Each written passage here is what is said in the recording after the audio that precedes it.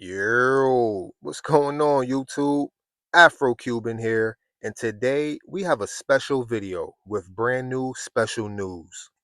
Now, as some of you may know, a couple of years ago, I started this little thing on my YouTube page called What My DC Movie Universe Would Be Like.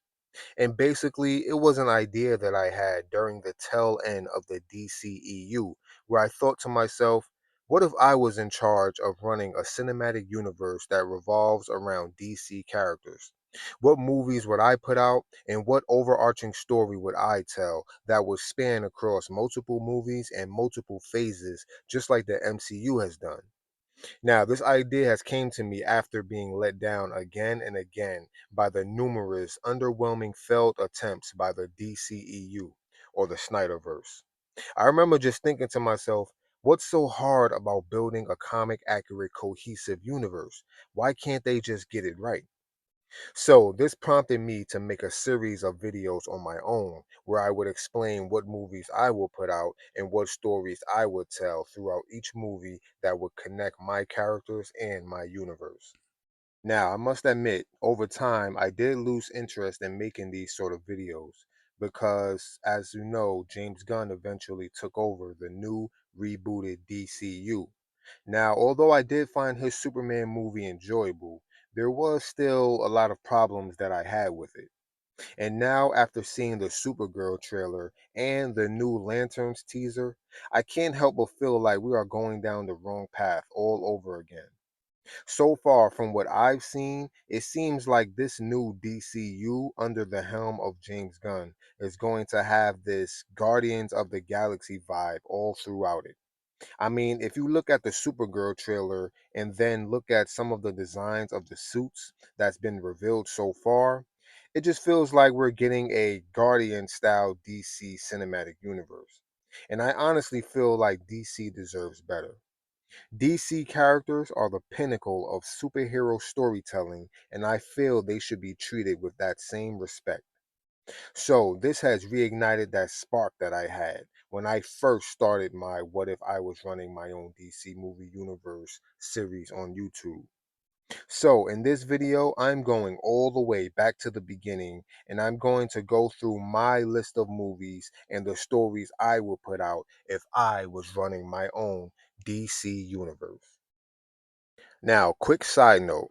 If you know in the past when I was making these kind of videos, I used to just use pictures that I got from Google while doing my audio voiceover to explain what's going on throughout my movie. But now, thanks to all of the new technology, now there's a way that I can use AI clips to better illustrate my ideas. Now, take this with a grain of salt because I'm not technically advanced enough to put together a full video with fluid AI cinematography. So there will be certain parts where the clips will look weird. But just remember, listen to the story and use your imagination to fill in the blanks, along with whatever clips are being shown. And hopefully, it will come together cohesively and make sense. So basically, in other words, throughout each video, I will go into dramatic detail of the three acts of each movie, and I will try my best to give you guys an entertaining story while showing you pictures and AI generated clips to help make the experience more vivid. But okay, I've rambled on long enough.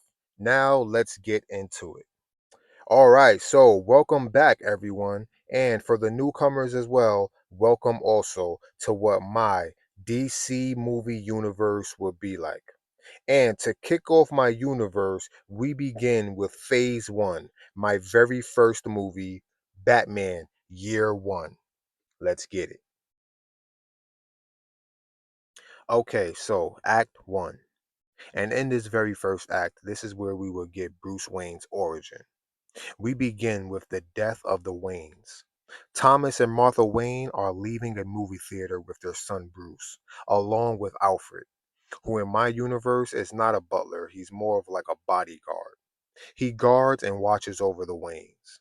Oh, and one more thing. You'll notice that throughout my universe, there will be certain subtle changes that I make to certain characters in order to keep my universe fresh and modern. For example, like making Alfred a bodyguard instead of a butler. But okay, back to the story. So, as the Waynes are walking to their car, they get confronted by a bunch of thugs wearing masks.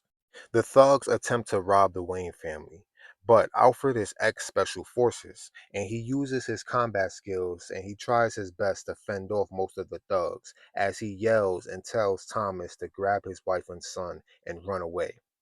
They run down an alley, and as they're trying to escape, they get cornered in the alley by more thugs. Thomas tries to stand his ground, but this time one of the thugs draw a gun, shooting Thomas in the chest. Martha begins screaming, and that's when the thug turns around and shoots her as well. The thug then puts a gun to young Bruce's head. Bruce closes his eyes and accepts his fate without fear. But right at that moment is when we hear police sirens in the distance, and the thug snatches the pearls off of Martha's corpse and takes off running, leaving Bruce alive. Bruce stands there crying, looking over the bodies of his parents as Alfred runs up and grabs him to console him just as the police arrive. Okay, so after this heartbreaking scene, we then see that as time goes on, Bruce starts to develop anger issues and gets into a lot of fights at school. Alfred threatens to send Bruce away to boarding school, and that's when Bruce decides to run away instead. And this is where we will get a montage of a teenage Bruce traveling the world, visiting third world countries, and learning other languages and cultures as well as different forms of worldly martial arts. Until finally one day, Bruce returns home to Gotham, and this is where we will see the adult Bruce Wayne for the first time as he reunites with Alfred. Okay, so now we get into Act 2. Okay, so Bruce is now a young adult, around 24 or 25 years old. And when he returns to Gotham, things are worse than ever. Super criminals are now on the rise and have taken control of Gotham. And this is where we will get introduced to the main antagonist, Penguin. He's a local arms dealer and runs his own nightclub, the Iceberg Lounge. Penguin also has cops and certain judges on his payroll, which allows him to basically run the underworld of Gotham any way he sees fit. We also get introduced to our second antagonist, Roman Sionis, aka Black Mask. Now, Roman is a wealthy businessman who is currently trying to build his own low income housing complex in the slums of Gotham. And to the public, he comes off as a white collar businessman who just wants to provide affordable housing for the poor citizens of Gotham. But in reality, he's a murderous crime boss who only wants to build this housing complex so he can control and deal drugs to the desperate and poor citizens. Now, this starts a turf war between Penguin and Black Mask, and every day there are shootouts and murders happening on the streets of Gotham as both gangs continue their war with no regard for innocent bystanders. And this is where Bruce comes in, and with the help of Alfred and his resources at Wayne Industries, Bruce is able to assemble his own arsenal of advanced gadgets and technology. And this is where he finally takes the mantle of Batman. So now we see Batman on his first night of patrol as he infiltrates Penguin's nightclub. But things don't go as planned because when Batman confronts Penguin, Penguin orders his head of security, a former boxer turned criminal henchman by the name of Waylon Jones, to kill Batman. So Waylon attempts to fight Batman, and the two of them exchange blows. But then things go wrong when Batman ties a grappling hook around Waylon's arm and ties him to some kind of incinerator machine. Batman unknowingly causes Waylon's right hand to get burned and incinerated. Batman also knocks out the remaining henchmen and then finally catches up to Penguin and captures him. He leaves Penguin hanging from the ceiling for the police. Batman then flees the scene just as the police arrive, and the police apprehend Penguin and his gang and take them away. The iceberg has now become a crime scene and has now been shut down for good. Okay, now we jump into Act 3. Bruce is back at his mansion, and he's being scolded by Alfred for nearly killing a man and decapitating someone's hand. Bruce's conscience is weighing heavily on him, and he doesn't want to end up accidentally killing someone, so he agrees to do things differently and less violent from now on. And now he sets his sights on crime boss Black Mask. Bruce figures out that Sionis is Black Mask and goes to confront him at one of his construction sites at the Sill Mill. Batman arrives, and Black Mask is there with his goons, and they are in the boiler room developing drugs by mixing it with different chemicals. Batman shuts the lights to the room, and one by one he picks off each of the goons, knocking them unconscious. Black Mask attempts to flee the scene while ordering the rest of his goons to kill Batman. Batman uses the darkness to his advantage and dodges the gunfire as he continues to chase after Black Mask, until finally he catches up with him on a catwalk above a giant tank of boiling chemicals. Black Mask draws his gun and begins opening fire, but Batman dodges the gunfire and finally takes Black Mask down. He tackles Black Mask onto the ground and ties him up. But neither of them realize that one of the bullets hit a gas pipe and was about to explode any second. So, as Batman is tying up Black Mask, another one of his henchmen shows up and draws his gun, aiming it at Batman.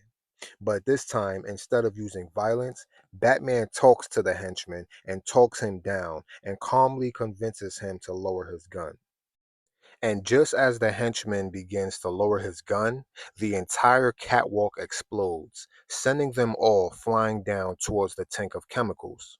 Now, Batman uses his grapple gun to stop his fall, and he catches both Black Mask and the random goon. But unfortunately, Batman is losing his grip and can only hold on to one of them.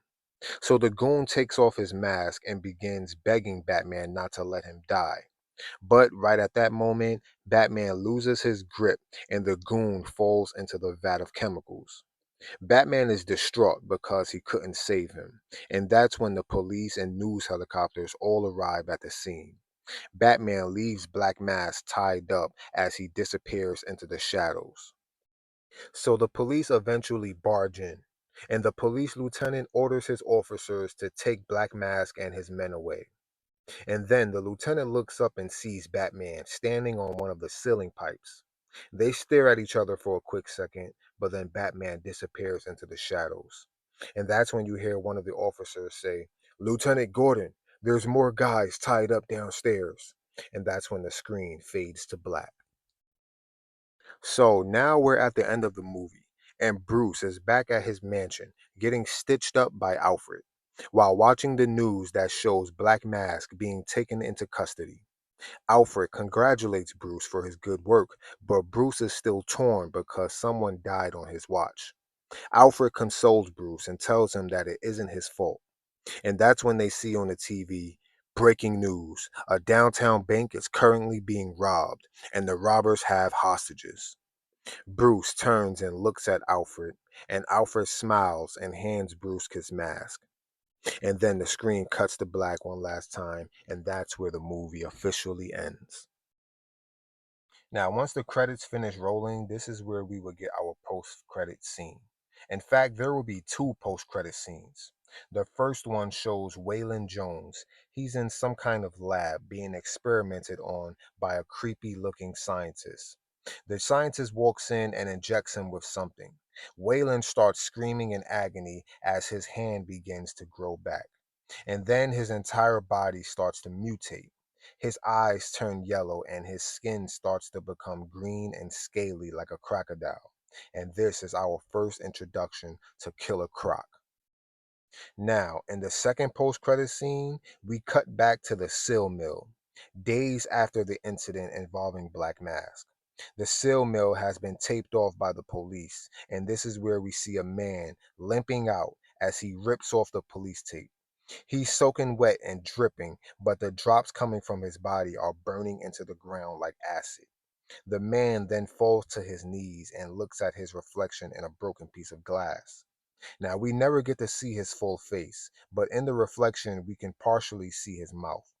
His lips are bright red, and he has an evil, creepy smile, and then the man starts to giggle just as the screen cuts to black.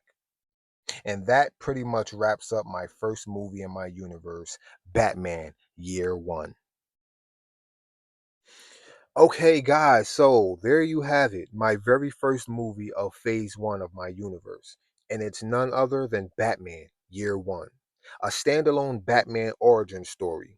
Now, I purposely made sure not to show or mention any other big name heroes because I wanted to keep this as its own grounded standalone story that follows the journey of Bruce as he deals with his rage as a young man while coming into his own as a hero, while also setting seeds for future villains and characters. The brief cameo of Jim Gordon at the end, and the two post-credit scenes where we get a brief glimpse of Killer Croc and Joker. And I also wanted to show that although Batman sets out to save people and do the right thing, there are also repercussions to his mistakes. And there's always a cause and effect. Like the mistake he made of chopping off one of Penguin's goons. It led to the creation of Killer Croc. And when he failed to save the goon who worked for Black Mask, it led to the creation of what will end up being one of his greatest villains, the Joker. And I like the idea that Joker doesn't have this big grand backstory. He was just a random goon working for Black Mask. And because of one mistake, he ends up being one of the worst villains in the history of Gotham. But yeah, that's all I got for today, guys. And I really hope you guys enjoyed this video. And there's so much more on the way. I have a lot of things lined up for you guys that I can't wait to get to. But yeah, that's about it. So, like always, be great, be well, and I will catch you nerds on the flip side.